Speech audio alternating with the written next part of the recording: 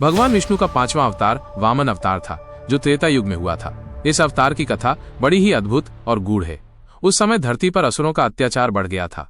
महाबली राजा बलि, जो प्रहलाद के पौत्र और विरोचन के पुत्र थे, अत्यंत पराक्रमी, दानी और धर्मात्मा राजा थे, लेकिन वे असुर होने के कारण देवताओं के शत्रु माने जाते थे। अपनी तपस्या, यज्ञ और बल के द्वारा राजा बलि ने तीनों लोकों, स्वर्ग, पृथ्वी और पाताल पर अधिकार कर लिया था। देवताओं का स्वर्ग से पतन हो गया और इंद्र सहित सभी देवता भयभीत होकर भगवान विष्णु के पास पहुंचे और प्रार्थना की कि वे उन्हें असुरों से मुक्ति दिलाएं। भगवान विष्णु ने सोचा कि राजा बलि अत्यंत धर्मात्मा और दानी है, उन्हें युद्ध में मारना अनुचित होगा, इसलिए उन्होंने छल से लेकिन धर्म की रक्षा करते हुए उन्हें वश में करने का उपाय खोजा।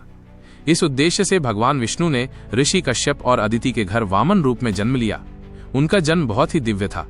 वे एक छोटे, सुंदर, तेजस्वी, बौने ब्राह्मण बालक के रूप में प्रकट हुए, जिन्हें वामन कहा गया। जैसे जैसे वे बड़े हुए, उनके भीतर ब्रह्मचर्य, ज्ञान और तेज बढ़ता गया। उस समय राजा बलि पृथ्वी पर एक भव्य अश्वमेध यज्ञ कर रहे थे। सभी ब्राह्मणों, देवताओं और प्रजाजनों को दान दिया जा रहा था। वामन जी उस यज्ञ मंडप में पहुंचे।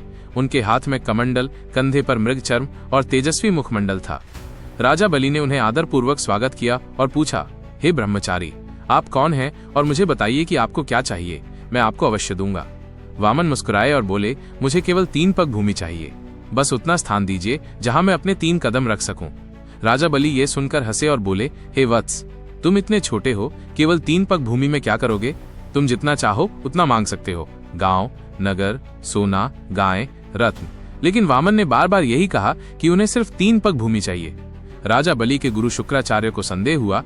उन्होंने बलि से कहा, ये कोई साधारण ब्राह्मण नहीं है, ये स्वयं विष्णु है और तुम्हें छलने आए हैं, मत मानना इनकी बात। लेकिन राजा बलि अत्यंत दानी थे और उन्होंने कहा, यदि ये स्वयं विष्णु भी हैं और मुझसे मांगने आए हैं तो ये मेरा सौभाग्य है, मैं अपना वचन नहीं तोड़ूंगा। ये कहकर राजा बलि ने संकल्प लिया और वामन को 3 पग भूमि दान कर दी। तभी वामन ने अपना विराट रूप धारण कर लिया। उनका आकार इतना विशाल हो गया कि उनका पहला पग पृथ्वी पर और दूसरा पग स्वर्गलोक पर पड़ा। अब तीनों लोक उनके 2 ही पगों में समा गए। तब वामन ने राजा बलि से कहा, अब तीसरा पग रखने के लिए स्थान कहाँ है?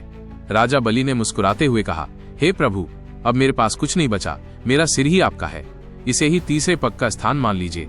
भगवान वामन प्रसन्न हुए और अपने तीसरे पग को राजा बलि के सिर पर रख दिया। इससे बलि पाताल लोक में चले गए, लेकिन भगवान ने उन्हें वहां का राजा और अपना भक्त बना लिया। इस प्रकार भगवान विष्णु ने वामन अवतार लेकर असुरों के अत्याचार से देवताओं की रक्षा की, धर्म की स्थापना की और दान तथा भक्ति के आदर्श को स्थापित किया। वामन अवतार यह भी सिखाता है कि छल तभी उचित है जब वो धर्म की रक्षा के लिए किया जाए।